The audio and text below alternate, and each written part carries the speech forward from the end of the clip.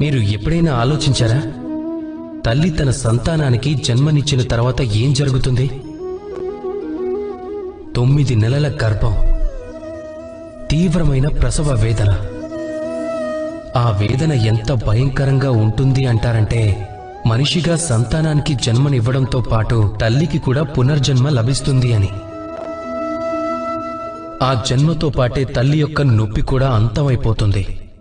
కానీ దానినే మీరు దృష్టికోణం మార్చి చూడగలిగినట్లయితే అప్పుడు మీకు అర్థమవుతుంది బాధ యొక్క ఈ అంతం ఒక అపార ఆనందానికి ప్రారంభం అని.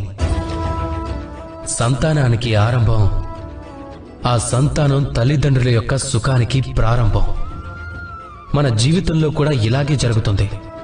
మనం అప్పుడప్పుడు ఏదో ఒక సంబంధం లేదా ఏదైనా స్థితి యొక్క బాధాకరమైన అంతానికి కారణంగా ఎంతగానో చెలించిపోతాం.